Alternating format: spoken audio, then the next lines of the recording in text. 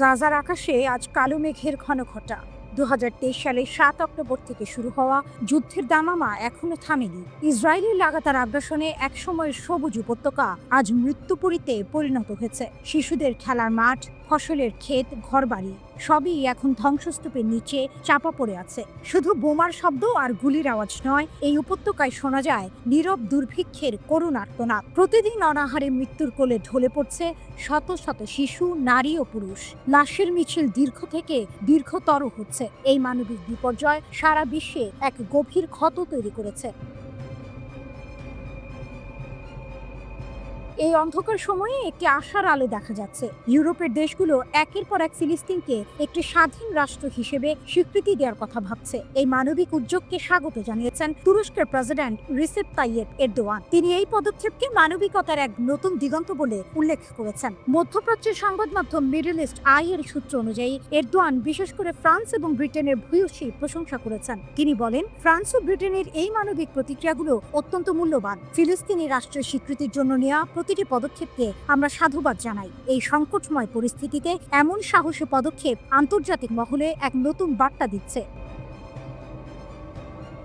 এই চরম নৃশংসতার মুখে কোনো দেশ চুপ করে থাকতে পারে না, যেখানে ক্ষুধার্ত শিশুদের মৃত্যু হচ্ছে এবং খাবারের খোঁজে থাকা নিরীহ মানুষগুলোকে গুলি করে হত্যা করা হচ্ছে। এসব কথা বলতে গিয়ে তুরস্কের প্রেসিডেন্ট এরদোয়ানের কণ্ঠে ছিল গভীর হতাশা। তিনি বলেন, শিশুদের কান্না, মায়েদের আর্তনাদ আর মানুষের অসহায়ত্ব দেখেও কিভাবে আমরা নীরব থাকতে পারি। তিনি মানবতা বিরোধী দেশগুলোর কাছে আহ্বান জানিয়েছেন যেন ইসরায়েলকে আন্তর্জাতিক জবাবদিহিতার কাঠগড়ায় দাঁড় করানো হয়।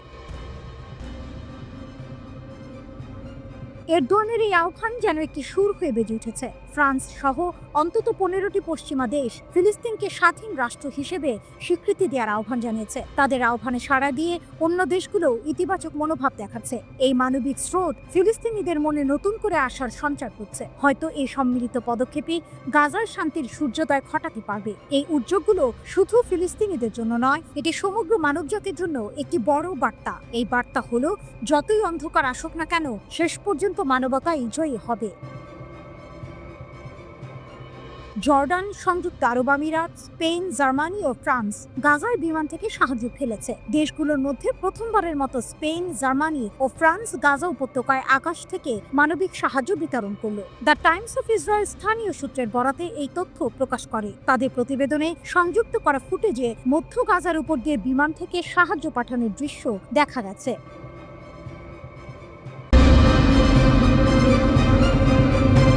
অন্ধকার হিমশীতল আর্কটিক সাগরের গভীরতা থেকে ভেসে এলো এক ভয়ঙ্কর গর্জন। ন্যাটোর জলসীমার কাছেই ভেসে উঠল এক দৈত্যাকার পারমাণবিক সাবমেরিন। এটি কোনো সাধারণ মহড়া ছিল না, এটি ছিল রাশিয়ার সামরিক শক্তির এক মেগা প্রদর্শন। ভ্লাদিমির পুতিনের নির্দেশে জুলাই ঝড় নামের এই সামরিক মহড়ার মাধ্যমে যেন গোটা বিশ্বকে এক নীরব হুমকি দেওয়া হলো। এই মহড়ার মূল নায়ক ছিল রাশিয়ার পারমাণবিক সাবমেরিন ওরেল। এটি শুধু একটি সাবমেরিন নয়, এটি শীতল যুদ্ধের এক ভয়ঙ্কর স্মৃতিচিহ্ন। ওরেল হলো সোভিয়েত আমলে নির্মিত অস্কার 2 শ্রেণীর সাবমেরিন। 1980-এর দশকের শেষ দিকে তৈরি হওয়া এই সাবমেরিনগুলো মূলত শত্রু দেশের বিশাল জাহাজ বহরকে ধ্বংস করার জন্য ডিজাইন করা হয়েছিল। আর্কটিক সাগরের ঠান্ডা জলে ওরেল তার আসল শক্তি দেখালো। মহড়ার শেষ দিনে ব্যারেন্টস সাগরে লক্ষ্য করে নিক্ষেপ করা হলো বিশ্বের অন্যতম বৃহত্তম ক্রুজ ক্ষেপণাস্ত্র কালিবর। এটি একা ছিল না, তার সঙ্গে ছিল আরও দুটি ভয়ঙ্কর ক্ষেপণাস্ত্র, গ্রানিট এবং অনিক্স। এই 3টি ক্ষেপণাস্ত্র একসঙ্গে উৎক্ষেপণ করে আমেরিকা যেন এক নতুন বার্তা দিল। গ্রানিট ক্ষেপণাস্ত্রের কথা না বললেই নয়। এর ওজন প্রায় 7000 কেজি এবং এটি 500 কিলোমিটার দূর পর্যন্ত আঘাত হানতে পারে। বিমানবাহী রণতরীর মতো শক্তিশালী লক্ষ্যবস্তুকে ধ্বংস করার জন্যই এর জন্ম। এর বিশাল আকারের কারণে এটি কেবল কয়েকটি বড় রাশিয়ান যুদ্ধজাহাজেই বসানো যায়। ওরেল সাবমেরিন এমন 24টি গ্রানিট ক্ষেপণাস্ত্র বহন করতে পারে। তবে এখানেই এক বড় মোচড়। রাশিয়া এখন ধীরে ধীরে এই পুরনো প্রযুক্তির সাবমেরিনগুলোকে বিদায় জানাচ্ছে। ওরেলের মতো অস্কার 2 সাবমেরিনগুলো এখন অবসরের পথে। তাদের বদলে আসছে আরও নতুন, আরও উন্নত এবং আরও ভয়ঙ্কর ইয়াসেন ক্লাস সাবমেরিন। ইয়াসেন ক্লাস সাবমেরিনগুলো আকারে ছোট এবং শান্ত, কিন্তু তাদের ক্ষমতা অনেক বেশি। তারা গ্রানিটের মতো বিশাল ক্ষেপণাস্ত্রের বদলে 32টি ছোট এবং আধুনিক ক্রুজ ক্ষেপণাস্ত্র বহন করতে পারে। এর চেয়েও বড় কথা হলো তারা জিরকন নামের হাইপারসনিক ক্ষেপণাস্ত্র বহন করতে সক্ষম। এই ক্ষেপণাস্ত্রগুলো এতটাই দ্রুত যে এদের থামানো প্রায় অসম্ভব। তাহলে কি রাশিয়া এই পুরনো সাবমেরিন দিয়ে শক্তি প্রদর্শন করে আসলে নতুন সাবমেরিনের ক্ষমতা সম্পর্কে এক প্রচ্ছন্ন হুঁশিয়ারি দিল? এই মহড়া কি কেবলই পুরনো অস্ত্রের ক্ষমতা দেখানো ছিল, নাকি এর আড়ালে নতুন অস্ত্রের ভান্ডার থেকে ভবিষ্যতের কোনো ইঙ্গিত দেওয়া হলো? সম্ভবত পুতিন দেখাতে চাইলেন রাশিয়ার সামরিক সক্ষমতা শুধু আধুনিক হাইপারসনিক অস্ত্রে সীমাবদ্ধ নয়, বরং তাদের পুরনো দিনের অস্ত্রগুলো এখনও যথেষ্ট শক্তিশালী। পুরনোকে বিদায় জানানোর আগে যেন শেষবারের মতো তার গর্জন শোনা গেল। এই মহড়া কেবল একটি সাবমেরিন অনুশীলন ছিল না, এটি ছিল প্রযুক্তির বিবর্তন এবং এক নতুন বিশ্ব ব্যবস্থার প্রতি রাশিয়ার মনোভাবের এক প্রতীকী প্রকাশ।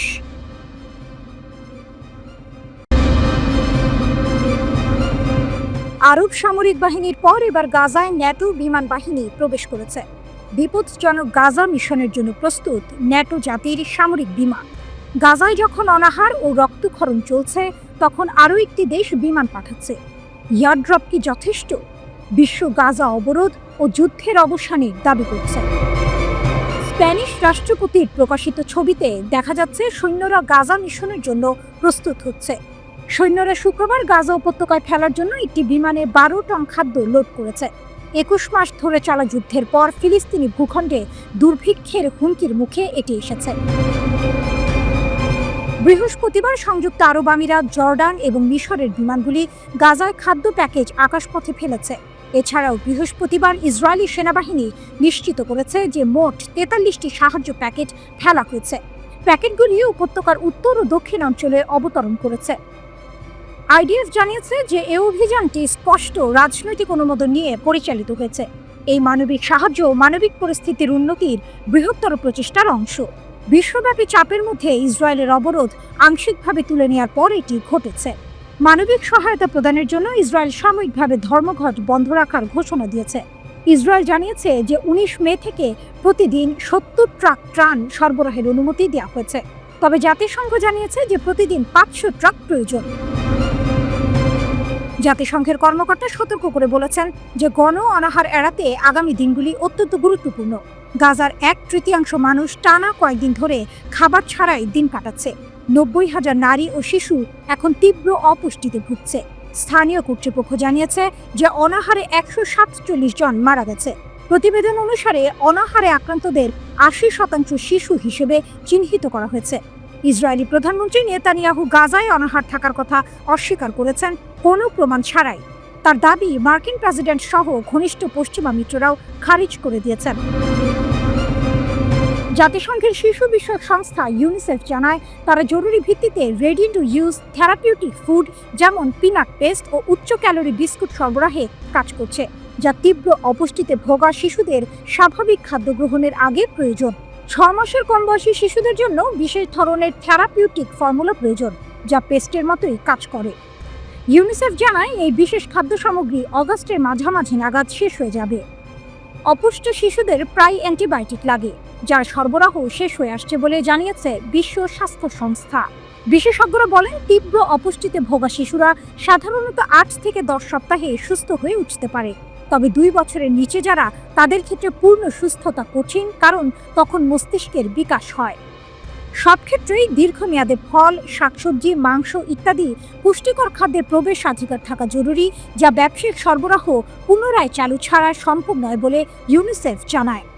যুক্তরাষ্ট্র ও ইসরায়েল সমর্থিত বেসরকারি সংস্থা গাজা হিউম্যানিটেরিয়ান ফাউন্ডেশন GHF জানিয়েছে তারা মে মাসের শেষ থেকে 9,60,00,000-এর বেশি খাবারের প্যাকেট বিতরণ করেছে। তাদের প্যাকেটে ছিল চাল, ময়দা, পাস্তা, টুনা, বিনস, বিস্কুট ও রান্নার তেল।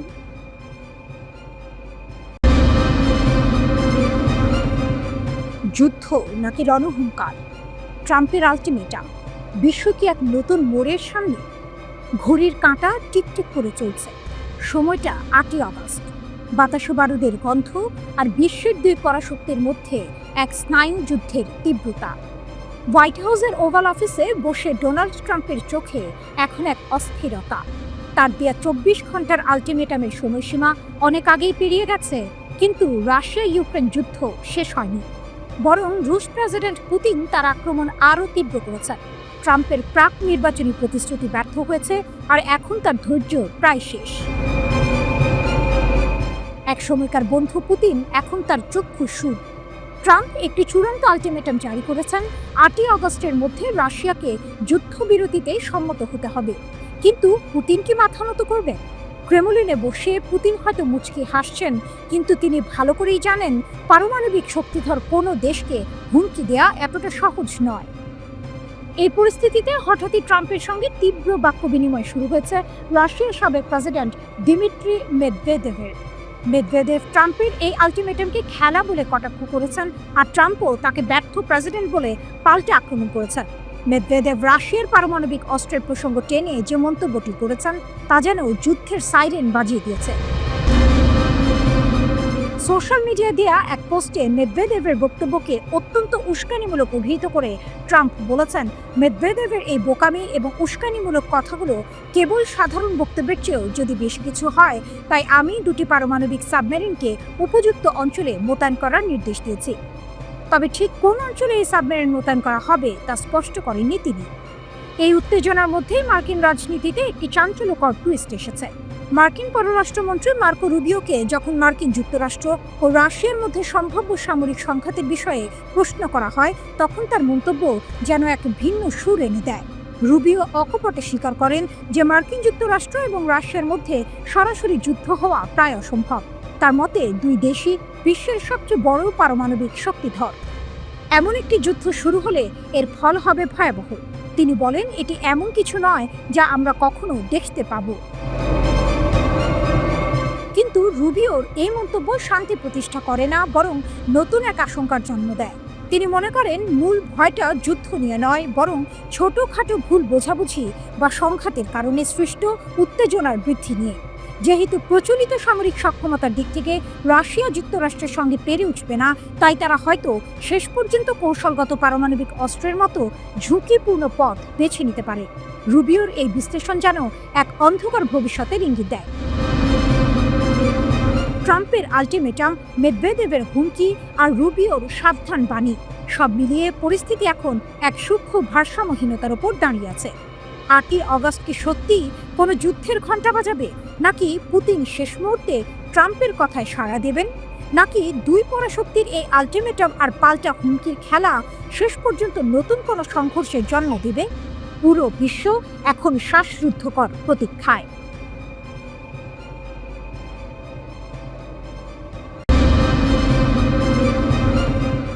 আরব সেনাবাহিনী প্রথমবারের মতো গাজায় প্রবেশ করেছে। আরব বিমানগুলি অবরুদ্ধ ফিলিস্তিনি ছিটমহলের উপর দিয়ে উড়ে গেছে। 3টি আরব দেশ ফিলিস্তিনিদের সাহায্য করার জন্য বাহিনীতে যোগ দিয়েছে। আরব রাষ্ট্রগুলির বিরুদ্ধে ক্ষোভ বাড়ার সাথে সাথে প্রথম পদক্ষেপ। ফিলিস্তিনি ছিটমহলে ব্যাপক দুর্ভিক্ষ সংকট তীব্রতর হচ্ছে। সংযুক্ত আরব আমিরাত, জর্ডান এবং মিশরের বিমানগুলি গাজায় বিমান থেকে সাহায্য প্যাকেজ ফেলেছে, ইসরায়েল জানিয়েছে। ইসরায়েলি অবরোধ অব্যাহতভাবে বিমান ও স্থল আক্রমণের মধ্যে ফিলিস্তিনিদের অনাহারে রাখার সময় এটি ঘটে। গাজার প্রতিবেশী মিশর প্রথমবারের মতো গাজায় বিমান থেকে সাহায্য পাঠানোর কাজে অংশগ্রহণ করেছে, যা একটি উল্লেখযোগ্য পরিবর্তন।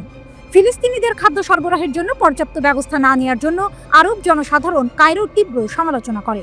মিশরের সাথে গাজার দীর্ঘ সীমান্ত রয়েছে, যা বর্তমানে ইসরায়েল দ্বারা দখলকৃত, এবং ইহুদি রাষ্ট্রের সাথে তাদের সম্পর্ক রয়েছে। উত্তর এবং দক্ষিণ গাজায় মানবিক সহায়তা প্যাকেজ ফেলা হয়েছে। আইডিএফ নিশ্চিত করেছে ইসরায়েলের রাজনৈতিক নির্দেশে এই অভিযান পরিচালিত হয়েছে। ইসরায়েল, সংযুক্ত আরব আমিরাত, জর্ডান এবং মিশর বিমান থেকে সহায়তা অভিযান সফলভাবে সম্পাদনের জন্য ঘনিষ্ঠভাবে সহযোগিতা করেছে। আন্তর্জাতিক সমালোচনার মুখে ইসরায়েল মানবিক সাহায্য প্রবাহের উপর বিধিনিষেধ শিথিল করতে বাধ্য হয়েছে। ইসরায়েল দাবি করেছে গাজায় ইচ্ছাকৃতভাবে দুর্ভিক্ষের অভিযোগ দূর করার জন্য এই প্রচেষ্টা চালানো হচ্ছে। কিন্তু ইসরায়েলের সবচেয়ে ঘনিষ্ঠ মিত্র মার্কিন যুক্তরাষ্ট্র স্বীকার করেছে যে গাজায় দুর্ভিক্ষ বাস্তব। আইডিএফ বিশ্বব্যাপী সহযোগিতার মাধ্যমে গাজার বেসামরিক চাহিদা পূরণে তাদের প্রতিশ্রুতির ওপর জোর দিয়েছে। এটি চলমান গাজা সংঘাতের মধ্যে সাহায্য সরবরাহের সর্বশেষ বহুজাতিক প্রচেষ্টা। আগামী দিনে গাজার মানবিক পরিস্থিতির উন্নতির জন্য আরও পদক্ষেপ নেওয়ার আশা করা হচ্ছে। ইসরায়েলের হামলায় গাজায় নিহতের সংখ্যা 60,000 ছাড়িয়েছে। উপত্যকাটিতে প্রায় 22 মাস ধরে চলা সংঘাতের সময় হত্যা করা হয়েছে এই ফিলিস্তিনিদের। নৃশংস হামলার পাশাপাশি গাজা অবরোধ করে তীব্র খাদ্য সংকট সৃষ্টি করেছে ইসরায়েল। এর জেরে মৃত্যু হয়েছে 1.5 শতাধিক মানুষের। ইসরায়েলের বিরুদ্ধে ক্ষুধাকে অস্ত্র হিসেবে ব্যবহারের অভিযোগে তীর ছুঁড়েছে আন্তর্জাতিক মহল, কিন্তু নেতানিয়াহু এই অভিযোগ অস্বীকার করেছেন। তিনি জানান, ইসরায়েল যুদ্ধবিরতির দর কষাকষি বা যুদ্ধ যেটাই হোক না কেন, গাজায় ত্রাণের প্রবাহ বন্ধ হবে না। গাজার একাংশ দখলের হুমকি দিয়েছেন ইসরায়েলের এক মন্ত্রী। দেশটির নিরাপত্তা মন্ত্রিসভার সদস্য জিফ এলকিন বলেন, হামাসকে চাপে ফেলতেই এমন পদক্ষেপ নেওয়া হতে পারে। ব্রিটিশ বার্তা সংস্থা রয়টার্স এই খবর জানিয়েছে। যুক্তরাজ্য ও ফ্রান্স ঘোষণা দিয়েছে, ইসরায়েল গাজায় যুদ্ধবিরতিতে রাজি না হলে দেশ দুটি চলতি বছরের সেপ্টেম্বরেই ফিলিস্তিনকে রাষ্ট্র হিসেবে স্বীকৃতি দেবে। একই সঙ্গে সৌদি আরব, মিশর, কাতার ও আরব লীগের সমর্থনে একটি যৌথ ঘোষণায় বলা হয়েছে, 2 রাষ্ট্রভিত্তিক সমাধানের অংশ হিসেবে হামাসকে গাজার শাসন ত্যাগ করতে হবে এবং অস্ত্র ফিলিস্তিনি কর্তৃপক্ষের হাতে তুলে দিতে হবে। আমেরিকার সবচেয়ে উন্নত ক্ষেপণাস্ত্র প্রতিরক্ষা ব্যবস্থা Terminal High Altitude Area Defense third ইন্টারসেপ্টরের মজুদ কমে যাওয়ায় পেন্টাগন থেকে শুরু করে প্রতিরক্ষা বিশেষজ্ঞরা সবাই উদ্বিগ্ন। আর এর মূলে রয়েছে গত মাসে ইরানের সঙ্গে ইসরায়েলের 12 দিনের যুদ্ধ। CNN এর প্রতিবেদন অনুযায়ী জুনে ইরানের বিরুদ্ধে ইসরায়েলের 12 দিনের যুদ্ধে মার্কিন যুক্তরাষ্ট্র তার উচ্চমানের থার্ড ক্ষেপণাস্ত্র ইন্টারসেপ্টরের প্রায় 1/4 হারিয়েছে। ইরানের ব্যাপক ব্যালিস্টিক ক্ষেপণাস্ত্র হামলার প্রতিক্রিয়ায় আমেরিকা 100টিরও বেশি, এমনকি সম্ভবত 150টিরও বেশি থার্ড ইন্টারসেপ্টর নিক্ষেপ করেছে। এটি আমেরিকার অত্যাধুনিক বিমান প্রতিরক্ষা ব্যবস্থার এক উল্লেখযোগ্য অংশ। মোট 7টি থার্ড সিস্টেমের মধ্যে 2টি ইসরায়েলে মোতায়েন করা হয়েছিল। এই দ্রুত ইন্টারসেপ্টর ব্যয় আমেরিকার ক্ষেপণাস্ত্র প্রতিরক্ষা ব্যবস্থার দুর্বলতা স্পষ্ট করে দিয়েছে। এমন এক সময়ে এই ঘটনা ঘটল যখন ইসরায়েলকে রক্ষা করার জন্য আমেরিকান জনসাধারণের সমর্থন রেকর্ড সর্বনিম্ন পর্যায়ে নেমে এসেছে। ধীর উৎপাদন, বাড়ছে ঝুঁকি। সাবেক মার্কিন প্রতিরক্ষা কর্মকর্তা এবং ক্ষেপণাস্ত্র বিশেষজ্ঞরা CNN-কে জানিয়েছে, ইন্টারসেপ্টরের এই দ্রুত হ্রাস বিশ্ব জুড়ে আমেরিকার সামরিক প্রস্তুতি এবং এই গুরুত্বপূর্ণ প্রতিরক্ষাগুলিকে দ্রুত পূরণ করার ক্ষমতা নিয়ে বড় প্রশ্ন তুলেছে। প্রতিরক্ষা বিভাগের 2026 সালের বাজেট অনুমান অনুযায়ী গত বছর মাত্র 11টি নতুন থার্ড ইন্টারসেপ্টর তৈরি হয়েছে এবং চলতি অর্থবছরে মাত্র 12টি অতিরিক্ত পাওয়ার সম্ভাবনা রয়েছে।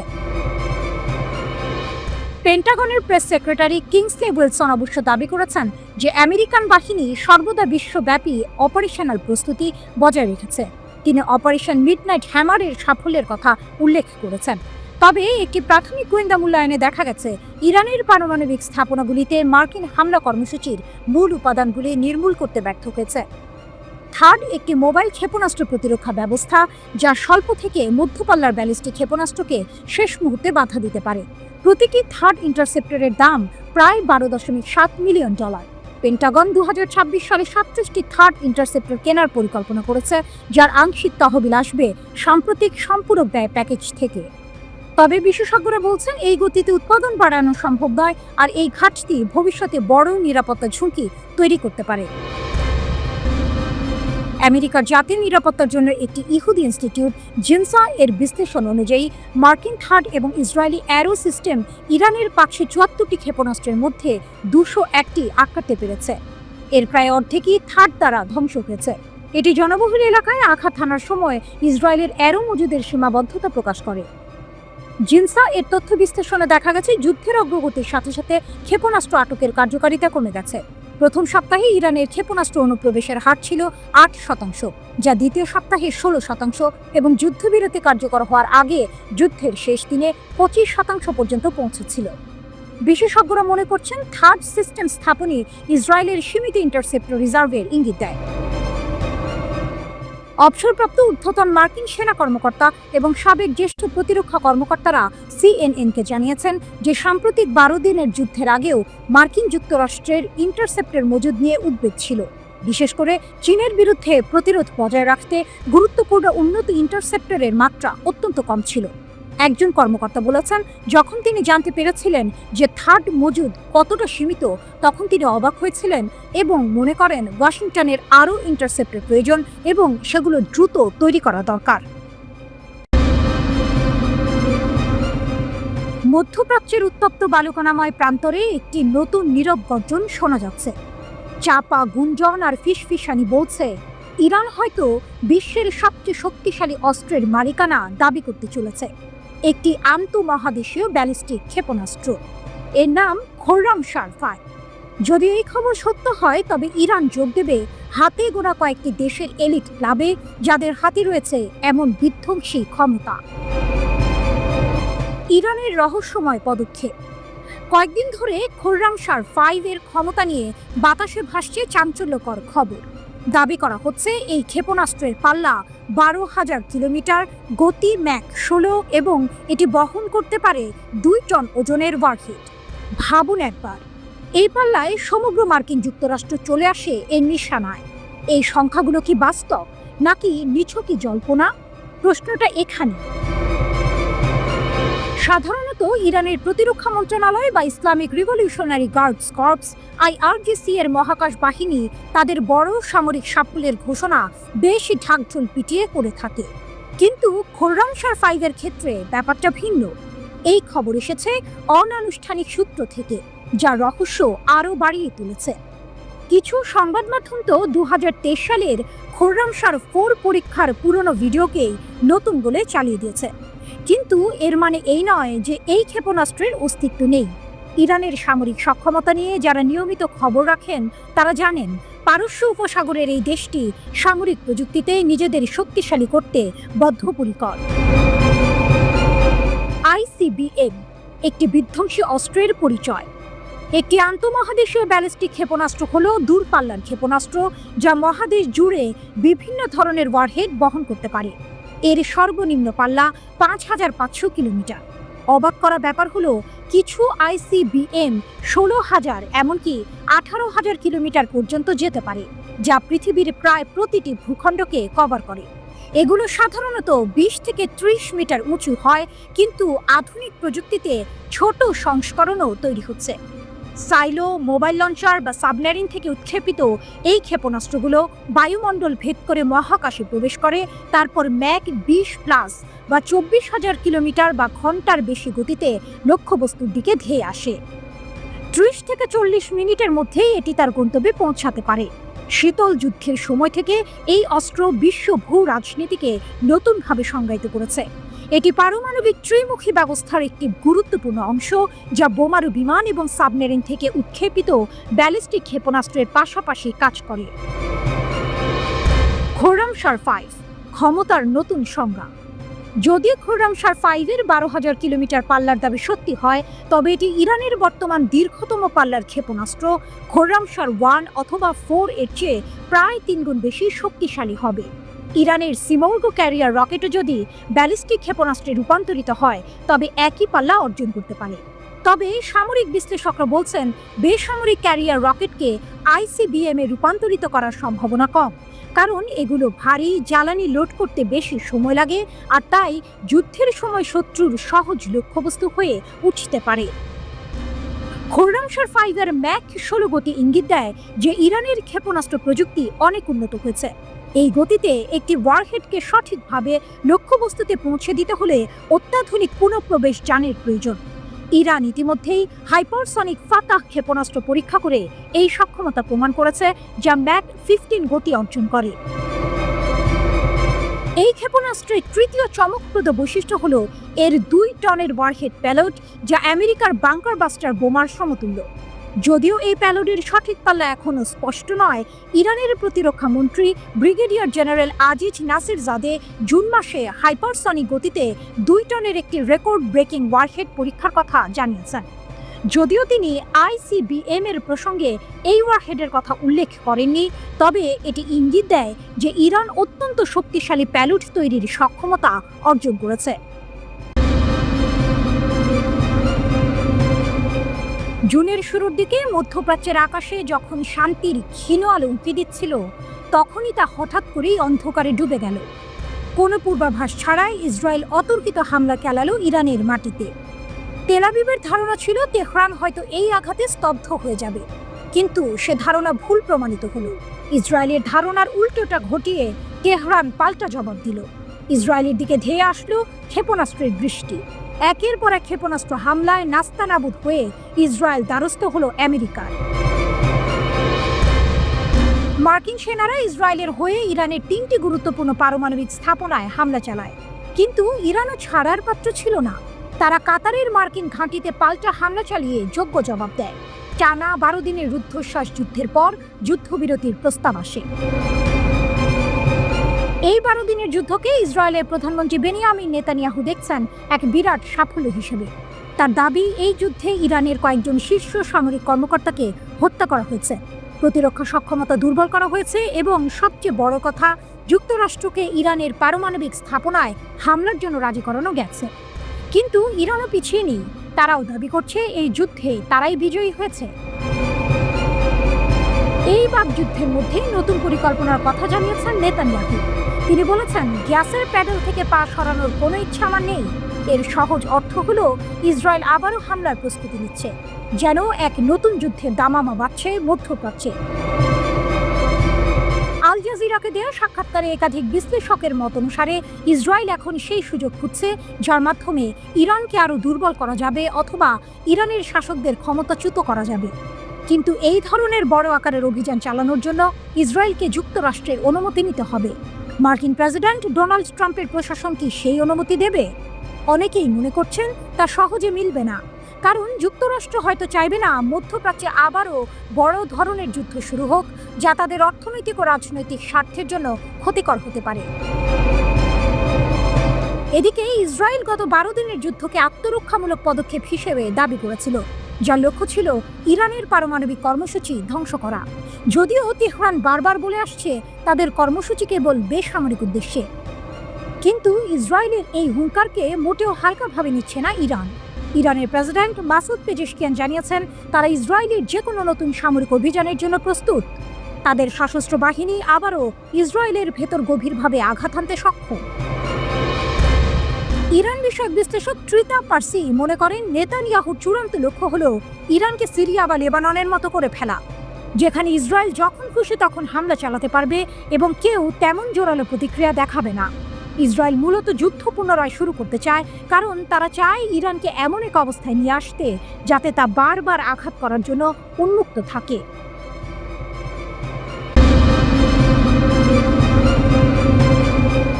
ওমান সাগরের বিস্তীর্ণ নীল জলরাশি, দিগন্তে সূর্যের রক্তিম আভা, কিন্তু এই শান্ত দৃশ্যপটের আড়ালে লুকিয়ে আছে এক তীব্র উত্তেজনা।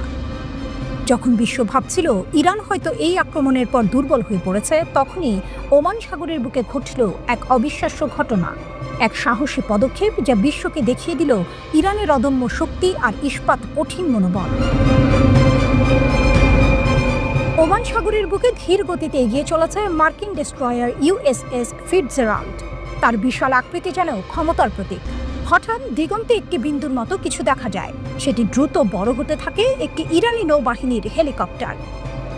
মার্কিন ডেস্ট্রয়ার ইউএসএস ফিটজেরাল্ড ধীর গতিতে ইরানের তত্ত্বাবধানে থাকা জলসীমার দিকে এগিয়ে আসছিল, কিন্তু তেহরান তার সার্বভৌমত্ব রক্ষায় অটল। ইরানি সেনাবাহিনীর নৌবাহিনীর তৃতীয় নৌ অঞ্চল নেদাজা থেকে একটি দ্রুত প্রতিক্রিয়াশীল হেলিকপ্টারকে মোতায়েন করা হলো। এটি ছিল কেবল একটি হেলিকপ্টার নয়, এটি ছিল ইরানের আত্মমর্যাদার প্রতীক। ইরানি হেলিকপ্টারটি দ্রুত মার্কিন যুদ্ধজাহাজের ওপর দিয়ে উড়ে যায়। হেলিকপ্টারের পাইলট স্পষ্ট রেডিও সতর্কবার্তা প্রদান করে, মার্কিন জাহাজটিকে ইরানের জলসীমা থেকে দূরে থাকার নির্দেশ দেয়। মার্কিন যুদ্ধজাহাজের ক্রুরা হতবাক। পিছু হটো, নইলে পদক্ষেপের মুখোমুখি হও। ইরানের প্রতিরক্ষা মন্ত্রীর এই বজ্র কণ্ঠ যেন প্রতিধ্বনিত হচ্ছিল ওমান সাগরের বাতাসে। মার্কিন ফিটজেরাল্ড পিছু হটার আগে হেলিকপ্টারটিকে লক্ষ্য করে হামলা চালানোর হুমকি দেয় বলে অভিযোগ। এটি ছিল এক স্নায়ু যুদ্ধ, যেখানে 1 ইঞ্চিও ছাড় দিতে রাজি ছিল না ইরান। মার্কিন যুদ্ধজাহাজের ক্রুরা হেলিকপ্টারটি কাছাকাছি থাকলে তার সাথে সংঘাতের হুমকি দেয়। পরিস্থিতি চরম উত্তেজনার দিকে মোড় নেয়। ঠিক তখনই ইরানের সেনাবাহিনীর বিমান প্রতিরক্ষা কমান্ড হস্তক্ষেপ করে। তাদের নির্দেশ আসে স্পষ্ট ও অটল। ইরানি বিমান প্রতিরক্ষা কমান্ড হেলিকপ্টারটিকে সম্পূর্ণ বিমান প্রতিরক্ষা সুরক্ষায় ঘোষণা করে এবং আমেরিকান ডেস্ট্রয়ারকে তার পথ পরিবর্তন করার নির্দেশ দেয়। এটি ছিল এক অদম্য গর্জন, যা মার্কিন যুদ্ধজাহাজকে বাধ্য করে তাদের পথ পরিবর্তন করতে। ইরানের তাসনিম সংবাদ সংস্থা দাবি করেছে যে বিধ্বস্ত মার্কিন যুদ্ধবিমানটি আত্মসমর্পণ করতে এবং তার সামুদ্রিক অঞ্চল থেকে বেরিয়ে যেতে বাধ্য হয়েছিল। তাসনিম আরও দাবি করেছে যে হেলিকপ্টার পাইলট মার্কিন সতর্কবার্তা উপেক্ষা করে তার টহল অব্যাহত রেখেছে, যা ছিল ইরানের অটল সংকল্পের এক জ্বলন্ত প্রমাণ। 1980 সাল থেকে ইরান ও মার্কিন নৌবাহিনীর পারস্য উপসাগর, ওমান উপসাগর এবং হরমুজ প্রণালীতে মুখোমুখি সংঘর্ষের দীর্ঘ ইতিহাস রয়েছে। 2019 সালে আকাশসীমা লঙ্ঘনের কারণে ইরান হরমুজ প্রণালীর কাছে একটি মার্কিন RQ-4A গ্লোবাল হক ড্রোন গুলি করে ভূপাতিত করে। ইরানের নৌবাহিনী প্রায়শই পারস্য উপসাগর এবং ওমান সাগরে বৃহৎ আকারে মহড়া পরিচালনা করে, যা তার ক্ষমতা প্রদর্শন করে এবং বিদেশি শক্তির বিরুদ্ধে প্রতিরোধের ইঙ্গিত দেয়। মাত্র কিছুদিন আগেই মার্কিন সমর্থিত ইসরায়েলের আকস্মিক বিমান হামলায় ইরানের মাটি কেঁপে উঠেছিল। 12 দিনের এক ভয়াবহ যুদ্ধ, যেখানে ইসরায়েল ইরানের একাধিক লক্ষ্যবস্তুতে হামলা চালায়, শীর্ষ কমান্ডার এবং পারমাণবিক বিজ্ঞানীদের হত্যা করে। পারমাণবিক ও সামরিক স্থাপনা লক্ষ্য করে চালানো হয়েছিল বোমা হামলা। 22 জুন বোমারু বিমান এবং ক্রুজ ক্ষেপণাস্ত্র নিয়ে মার্কিন যুক্তরাষ্ট্র যোগ দিয়েছিল ইসরায়েলি অভিযানে। 24 জুন ইরানের পারমাণবিক স্থাপনায় মার্কিন বোমা হামলার পর এক ভঙ্গুর যুদ্ধবিরতি কার্যকর হয়েছিল। মার্কিন হামলা সত্ত্বেও ইরান এখনও পারমাণবিক অস্ত্র চায়, এক বিশেষজ্ঞের ভয়ঙ্কর সতর্কবার্তা। আমেরিকা আর ইসরায়েলের একের পর এক হামলা সত্ত্বেও ইরান কি এখনও পারমাণবিক অস্ত্রের স্বপ্ন দেখছে? একজন শীর্ষ নিরাপত্তা বিশেষজ্ঞের সতর্কবার্তা কিন্তু তেমনই ইঙ্গিত দিচ্ছে। তিনি বলছেন, ইরানের সবচেয়ে বিপজ্জনক ক্ষমতা হলো কূটনীতিকে নিজেদের স্বার্থে ব্যবহার করা, আর এর লক্ষ্য একটাই, পারমাণবিক অস্ত্রের চূড়ান্ত লক্ষ্য। ফাউন্ডেশন ফর ডিফেন্স অফ ডেমোক্রেসিজের ইরান প্রোগ্রামের senior director Behnam Ben Taleblu Fox News ডিজিটালকে বলেছেন, ইরানের পরবর্তী পদক্ষেপ হবে মেরামত, পুনর্গঠন এবং নতুন করে সবকিছু সাজানো। কিন্তু প্রশ্ন হলো, তারা এটা কিভাবে করবে?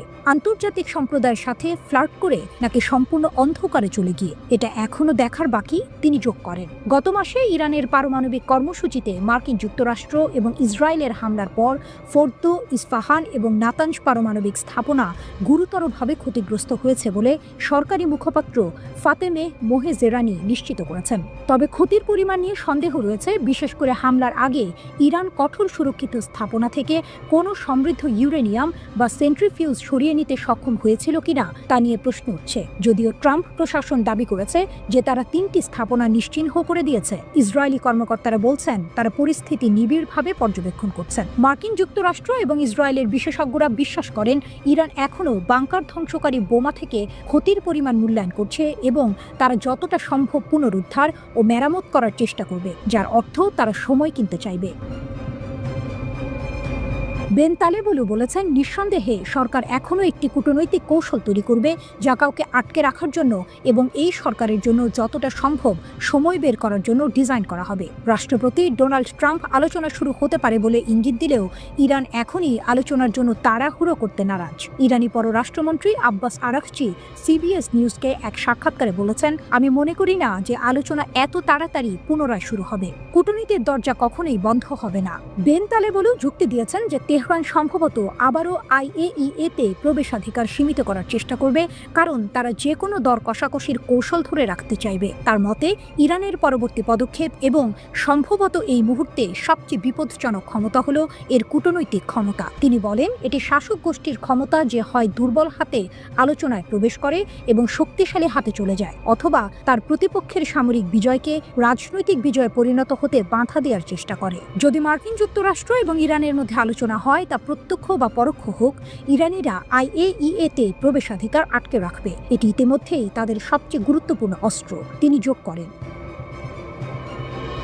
বেন তালেবনু ব্যাখ্যা করেছেন, IAEA-কে দর কষাকষির একটি মাধ্যম হিসেবে ব্যবহার করা ইরানকে কেবল তার পারমাণবিক কর্মসূচি পুনঃপ্রতিষ্ঠার জন্য সময় নষ্ট করতে সাহায্য করে না। বেন তালেবনু সতর্ক করে দিয়েছেন যে ইরান তার পারমাণবিক উচ্চাকাঙ্ক্ষা ছেড়ে দেবে না। তিনি উল্লেখ করেছেন, 1980-এর দশকে ইরাকের সাথে যুদ্ধের সময় তেহরানের নিরাপত্তা ব্যবস্থা সম্পূর্ণরূপে পরিবর্তিত হয়েছিল। তার সবকিছুই তখন থেকে শুরু হয়েছিল ব্যালিস্টিক ক্ষেপণাস্ত্র কর্মসূচি, ড্রোন কর্মসূচি, সামুদ্রিক আগ্রাসন, আন্তর্জাতিক আন্তর্জাতিক সন্ত্রাসী যন্ত্রপাতি এবং পারমাণবিক কর্মসূচি সবই 1980-এর দশকে শুরু হয়েছিল। তিনি বলেন, এই পারমাণবিক কর্মসূচি পুনরুজ্জীবিত করে ইরান একটি চূড়ান্ত প্রতিরোধক খুঁজছিল। ইরানি শাসন ব্যবস্থার এই বিশেষজ্ঞ সতর্ক করে দিয়েছেন যে ভূ রাজনৈতিক লক্ষ্য অর্জনের জন্য ইরানের পারমাণবিক কর্মসূচি বিকাশের 40 বছরের আবেগ মার্কিন সামরিক হস্তক্ষেপের কারণে পরিবর্তিত হবে না।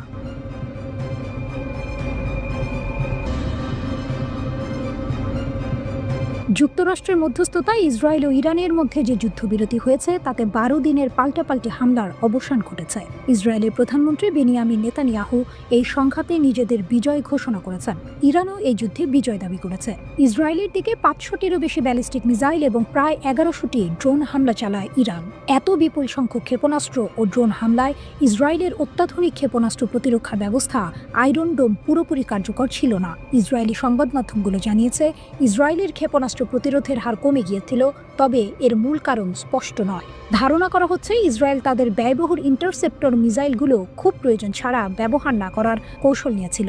টেলিগ্রাফের এক প্রতিবেদনে বলা হয়েছে, ইরানের 5 শতাধিক ক্ষেপণাস্ত্রের মধ্যে 222টি ঠেকাতে ইসরায়েলের প্রায় $1.5 বিলিয়ন খরচ হয়েছে। ক্লাস্টার বোমা ওয়ারহেড এবং ইসরায়েলের ক্ষয়ক্ষতি। দ্য টেলিগ্রাফের প্রতিবেদন অনুযায়ী 19 জুনের হামলায় ইরান তাদের ক্ষেপণাস্ত্রে একটি ক্লাস্টার বোমা ওয়ারহেড ব্যবহার করে। এই ওয়ারহেড প্রায় 8 কিলোমিটার এলাকার মধ্যে 20টি ছোট ছোট বিস্ফোরণ ঘটায়। এর মধ্যে একটি বিস্ফোরক আজর শহরে আঘাত হানে, যার শব্দ এবং ক্ষয়ক্ষতি ছিল ছোটখাটো রকেট বিস্ফোরণের মতো। ইরানের ক্ষেপণাস্ত্র সক্ষমতা বৃদ্ধি এবং ইসরায়েলের উদ্বেগ। একজন ইসরায়েলি সামরিক কর্মকর্তা জানিয়েছেন, ইরান প্রায় 400 ক্ষেপণাস্ত্র লঞ্চার ব্যবহার করেছিল, যার মধ্যে ইসরায়েল 200টিরও বেশি ধ্বংস করতে সক্ষম হয়। এতে ইরানের ক্ষেপণাস্ত্র অভিযানে কিছুটা হলেও বাধা সৃষ্টি হয়েছে। তবে তিনি ইরানের ক্ষেপণাস্ত্র উৎপাদন নিয়ে গভীর উদ্বেগ প্রকাশ করেছেন। তিনি বলেন, সংঘর্ষের শুরুতে ইরানের কাছে প্রায় 2000 থেকে 2500 ব্যালিস্টিক ক্ষেপণাস্ত্র ছিল, তবে তারা দ্রুত গণ উৎপাদন কৌশলের দিকে এগোচ্ছে। আগামী কয়েক বছরের মধ্যে তাদের ক্ষেপণাস্ত্রের মজুদ 8000 থেকে 20,000-এ উন্নীত হতে পারে। এই তথ্য ইসরায়েলের জন্য নতুন মাথা ব্যথার কারণ হয়ে দাঁড়িয়েছে। আয়রন ডোম নিয়ে ইরানিদের উপহাস ব্যাপক ক্ষয়ক্ষতি এড়াতে না পারায় ইসরায়েলের প্রতিরক্ষা ব্যবস্থা নিয়ে রীতিমতো রসিকতা করেছে ইরান। দেশটির গণমাধ্যমে আয়রন ডোমকে উপহাস করে কার্টুন বানানো হচ্ছে। ইসরায়েলি শহরগুলোতে আঘাত হানা ক্ষেপণাস্ত্রের ভিডিওতে বাজানো হচ্ছে বিপ্লবী গান। ইরানি কর্মকর্তারা মনে করছেন, ইসরায়েলের বিমান প্রতিরক্ষা ব্যবস্থাকে বিভ্রান্ত করার জন্য একই সঙ্গে ক্ষেপণাস্ত্র এবং ড্রোন ব্যবহার করা ছিল তাদের কৌশলগত সাফল্য।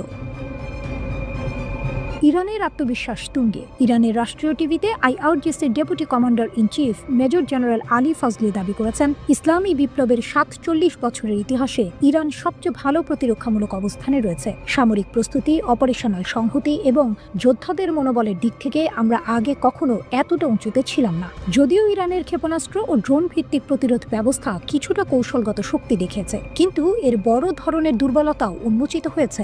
আধুনিক বিমান ও বৈদ্যুতিক যুদ্ধের সক্ষমতা আছে, এমন শক্তির বিরুদ্ধে শুধু এই ব্যবস্থা সেভাবে কাজ করে না। এই কৌশলগত ঘাটতি পূরণে ইরান এখন জরুরি ভিত্তিতে রাশিয়ার S-400 আকাশ প্রতিরক্ষা ব্যবস্থা ও Su-35 যুদ্ধ বিমান সংগ্রহের উদ্যোগ নেবে বলে ধারণা করা হচ্ছে। একই সঙ্গে চীনের কাছ থেকে যুদ্ধ বিমান নেওয়ার বিষয়টিকেও ইরান এখন বিবেচনা করবে, কেননা সম্প্রতি ভারত পাকিস্তান সংঘাতের সময় চীনের যুদ্ধ বিমান সক্ষমতা প্রমাণ করেছে।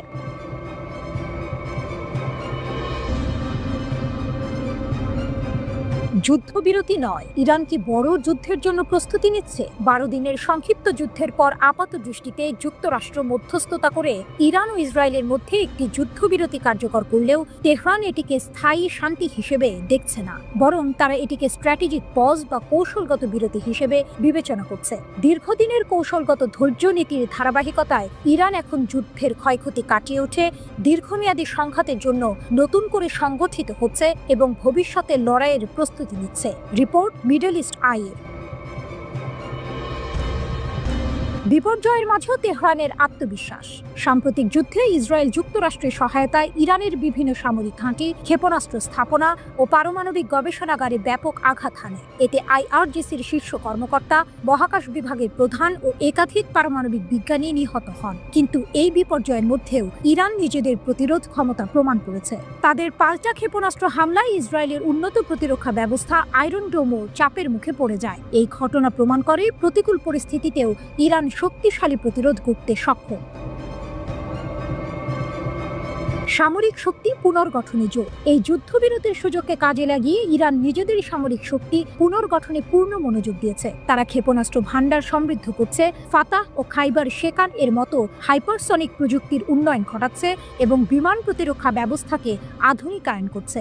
যুদ্ধ থেকে পাওয়া শিক্ষা অনুযায়ী আধুনিক যুদ্ধে জয় পেতে শুধু ক্ষেপণাস্ত্র বা ড্রোন যথেষ্ট নয়, প্রয়োজন পূর্ণাঙ্গ বিমান প্রতিরক্ষা ও আকাশাধিপত্য। তাই ইরান এখন রাশিয়ার S-400 প্রতিরক্ষা ব্যবস্থা, Su-35 যুদ্ধ বিমান এবং চীনের J-10 ও পঞ্চম প্রজন্মের J-20 যুদ্ধ বিমান সংগ্রহের পরিকল্পনা করছে।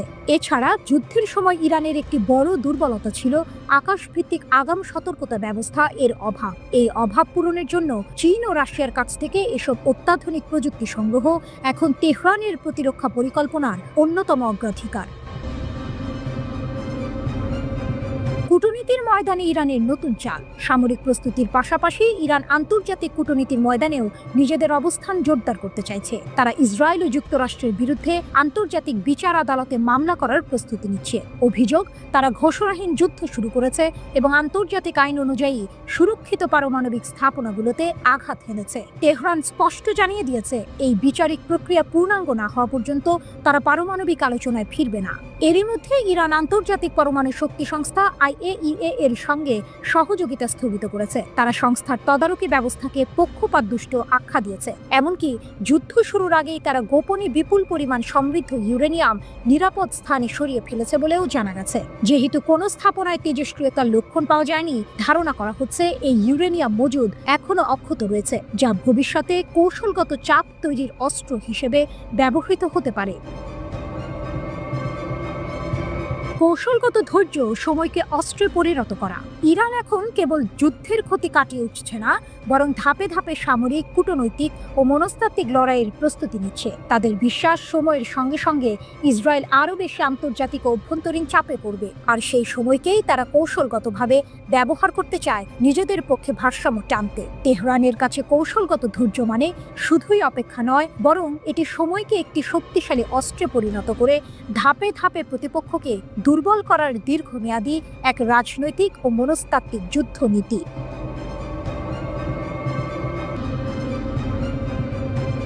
ইরান কেন এখনো বিপজ্জনক? ইসরায়েল ইরান সংঘাতের পর বিশ্ব জুড়ে প্রশ্ন উঠেছে, ইরান কি সত্যিই দুর্বল হয়ে পড়েছে? বিশেষজ্ঞরা বলছেন, পারমাণবিক স্থাপনায় মার্কিন হামলা এবং তাদের সহযোগীদের দুর্বল করে দেওয়া হলেও ইরান এখনো মারাত্মক বিপজ্জনক। টাইমস অফ ইসরায়েলের বিশ্লেষণ।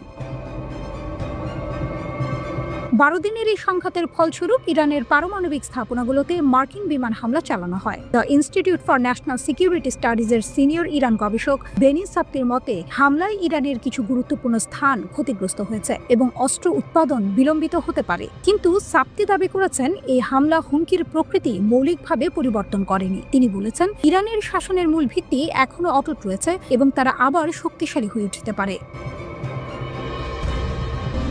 22 জনের মার্কিন হামলায় ইরানের ভূগর্ভস্থ ইউরেনিয়াম সমৃদ্ধকরণ সুবিধাগুলো লক্ষ্যবস্তু করা হয়েছিল। এর মধ্যে নাতানজ, ইস্পাহান এবং বিশেষভাবে ফোর্দোর গভীরে থাকা সেন্ট্রিফিউজ অ্যারো ছিল। এই সুবিধাগুলোই ইরানের অস্ত্র গ্রেড ইউরেনিয়াম তৈরির মূল চাবিকাঠি। জর্জিয়া টেকের পারমাণবিক প্রকৌশল অধ্যাপক ডক্টর আনা এরিকসন ব্যাখ্যা করেছেন যে এই আক্রমণ বিপজ্জনক মাত্রায় ইউরেনিয়াম সমৃদ্ধ করার জন্য ব্যবহৃত সেন্ট্রিফিউজগুলোর ওপর ছিল। তিনি বলেছেন, ইরান দীর্ঘকাল ধরে সেন্ট্রিফিউজ প্রযুক্তিতে পরিমাণ এবং গুণগত উভয় ক্ষেত্রেই বিনিয়োগ করেছে। আক্রমণের আগে ইরান প্রায় 6500টি IR-2M, 4000টি IR-4 এবং 3000টিরও বেশি IR-6 সেন্ট্রিফিউজ পরিচালনা করেছিল। এই উন্নত মডেলগুলোর গতি এবং গোপনীয়তা উভয় ক্ষেত্রেই পুরানো IR-1 ডিজাইনকে ছাড়িয়ে যায়। উদাহরণস্বরূপ IR-6 প্রতি বছর 10টি পৃথকীকরণ ইউনিট উৎপাদন করতে পারে, যা ইরানে কয়েক সপ্তাহের মধ্যে 60% সমৃদ্ধকরণ থেকে অস্ত্র গ্রেড উপাদানে স্থানান্তরিত করার ক্ষমতা দেয়। নতুন IR-9 সেন্ট্রিফিউজ, যা এখনও পরীক্ষার পর্যায়ে রয়েছে, সেই উৎপাদনকে 5 গুণ বাড়াতে পারে। এরিকসন আরও জানিয়েছেন যে আক্রমণের আগেই ইরানের কাছে প্রায় 400 কিলোমিটার উচ্চ সমৃদ্ধ ইউরেনিয়াম মজুদ ছিল, যা 10টি পারমাণবিক বোমার জন্য যথেষ্ট। এই মজুদ অক্ষত আছে কিনা তা এখনও অজানা। সংঘাতের সময় ইসরায়েল ইরানের ক্ষেপণাস্ত্র কর্মসূচিকেও লক্ষ্যবস্তু করেছে। তারা দাবি করেছে, ইরানের ক্ষেপণাস্ত্র উৎপাদন ক্ষমতা উল্লেখযোগ্যভাবে হ্রাস পেয়েছে এবং কমপক্ষে 2027 সাল পর্যন্ত দীর্ঘপাল্লার অস্ত্র উৎপাদনের ক্ষমতা বিলম্বিত হয়েছে। কিন্তু সাপ্তি সতর্ক করে বলেছেন এই ব্যর্থতাগুলো নিয়ে আত্মতুষ্টিতে ভোগা উচিত নয়। তার মতে এটি কেবল ক্ষেপণাস্ত্র বা পারমাণবিক কর্মসূচির বিষয় নয়, এটি শাসন ব্যবস্থার স্থিতিশীলতার বিষয়। তিনি উল্লেখ করেছেন মার্কিন যুক্তরাষ্ট্র এবং ইসরায়েলি হামলা IRGC জেনারেল সদর দপ্তর এবং এভিন কারাগারকেও লক্ষ্য করেছিল। সম্প্রতি সংঘটিত 12 দিনের যুদ্ধে ইসরায়েলের অন্তত 5টি সামরিক স্থাপনায় ইরানি ক্ষেপণাস্ত্র সরাসরি আঘাত হানে বলে রাডার তথ্যের ভিত্তিতে জানিয়েছে ব্রিটিশ সংবাদ মাধ্যম দ্য টেলিগ্রাফ। ইসরায়েল কর্তৃপক্ষ এসব স্থাপনায় ক্ষেপণাস্ত্র আঘাত হানার কথা এখন পর্যন্ত প্রকাশ্যে স্বীকার করেনি। দেশটির কঠোর সামরিক সেন্সরশিপ আইনের কারণে এসব তথ্য দেশটির গণমাধ্যমে প্রকাশ করাও নিষিদ্ধ। যুক্তরাষ্ট্রের ওরেগন স্টেট ইউনিভার্সিটির একদল গবেষক এই স্যাটেলাইট রাডার তথ্য বিশ্লেষণ করেছেন। তারাই উদ্ধার করা নতুন এই তথ্যগুলো দ্য টেলিগ্রাফকে জানিয়েছেন।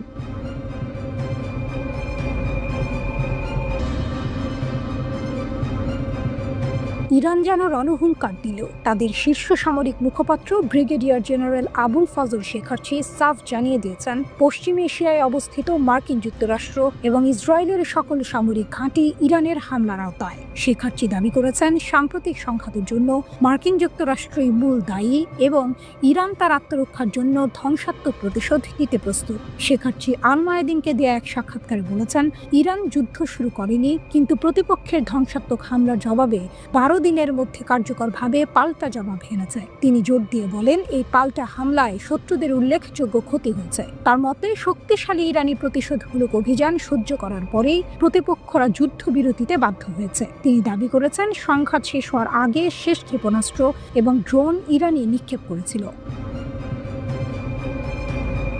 শেখার্চির দাবি অনুযায়ী অসংখ্য ইসরায়েলি সামরিক, নিরাপত্তা এবং গবেষণা কেন্দ্র সম্পূর্ণরূপে ধ্বংস হয়ে গেছে। শুধু তাই নয়, তিনি কাতারের আল উদেইদ বিমান ঘাঁটিতে অবস্থিত মার্কিন বাহিনীর মারাত্মক ক্ষয়ক্ষতির কথাও জানিয়েছেন। সবচেয়ে চমকপ্রদ তথ্য হলো, শেখার্চি বলেছেন, শত্রুদের বেশিরভাগ ক্ষয়ক্ষতি কঠোরভাবে গণমাধ্যম থেকে গোপন রাখা হয়েছে। তিনি পশ্চিমা গণমাধ্যমের বিশ্বাসযোগ্যতা নিয়ে প্রশ্ন তুলেছেন এবং চ্যালেঞ্জ করে বলেছেন, শত্রুরা যদি সত্যি গণতান্ত্রিক এবং সৎ হয়, তাহলে তাদের ক্ষয়ক্ষতি বিশ্বের কাছে প্রকাশ করতে দিন। তার মতে ইরানি ড্রোন এবং ক্ষেপণাস্ত্র বিশ্বের সবচেয়ে উন্নত বিমান প্রতিরক্ষা ব্যবস্থাকেও ভেদ করতে সক্ষম হয়েছে এবং ইসরায়েলের আকাশসীমা আমাদের কাছে হয়েছে। শেখার্চি নিশ্চিত করেছেন, ইরানের অনেক হামলা কৌশলগত লক্ষ্যবস্তুতে আঘাত হেনেছে এবং তেহরানের কাছে এখনো আরও অনেক কৌশলগত লক্ষ্যবস্তু রয়েছে। তিনি বলেছেন, আঘাতপ্রাপ্ত লক্ষ্যবস্তুর প্রকৃতির কারণে শত্রুদের মনোবল ভেঙে পড়েছে। তার দাবি, ইসরায়েলি সামরিক বাহিনীকে নিজেদের আশ্রয় কেন্দ্রে ফিরে যেতে হয়েছে, সাধারণ বসতি স্থাপনাকারীরা নয়। এছাড়াও তিনি প্রকাশ করেছেন যে ইরানি বাহিনী অনেক মার্কিন ও ইসরায়েলি ড্রোন ভূপাতিত করেছে। শেখার্চি স্পষ্টভাবে সতর্ক করেছেন, ইরান যে কোনো নতুন আগ্রাসনের প্রচেষ্টার বিরুদ্ধে ধ্বংসাত্মক শক্তির সাথে প্রতিক্রিয়া জানাতে দৃঢ় প্রতিজ্ঞ। তিনি আবারও জোর দিয়ে বলেছেন, পশ্চিম এশিয়ায় অবস্থিত মার্কিন ও ইসরায়েলি ঘাঁটিগুলো ইরানের ফায়ার রেঞ্জের মধ্যে। শেখার্চি মার্কিন যুক্তরাষ্ট্র, ইসরায়েল এবং তাদের সমর্থকদের যুদ্ধবিরতি লঙ্ঘনের বিরুদ্ধে কঠোর হুঁশিয়ারি দিয়েছেন। তিনি বলেছেন, যে কোনো ভুলের জবাব বিধ্বংসী হবে এবং ইরানের প্রতিশোধ আগের চেয়েও বেশি ধ্বংসাত্মক হবে, যেখানে নতুন এবং অপ্রত্যাশিত সামরিক কৌশল ব্যবহার করা হবে। তিনি স্পষ্ট করে বলেছেন, যে কোনো ভুল বা আগ্রাসনের ক্ষেত্রে আমরা সমস্ত লাল রেখা অতিক্রম করব, অর্থাৎ ইরান তাদের সীমা অতিক্রম করতে মোটেই দ্বিধা করবে না। ইরানের প্রতিরক্ষা সক্ষমতা নিয়ে শেখার্চি গর্ব করে বলেছেন, দেশটির উন্নত এবং ধ্বংসাত্মক সামরিক শক্তি রয়েছে। তারা স্বাধীনভাবে অস্ত্র তৈরি করে, দ্রুত আপডেট করে এবং দীর্ঘস্থায়ী সংঘাতে জড়াতে ভয় পায় না। তিনি প্রতিশ্রুতি দিয়েছেন, আমাদের বিজ্ঞানী এবং প্রকৌশলীরা বিদেশি সহায়তা ছাড়াই অত্যাধুনিক অস্ত্র তৈরি করতে পারেন এবং ইরানের অস্ত্রাগার যে কোনো সংঘাতের ফলাফল পরিবর্তন করতে পারে। মার্কিন যুক্তরাষ্ট্রকে হুঁশিয়ারি দিয়ে তারা বলেছেন, তারা যে কোনো আগ্রাসনের প্রতিক্রিয়ায় ইরানের তিক্ততার স্বাদ পাবে।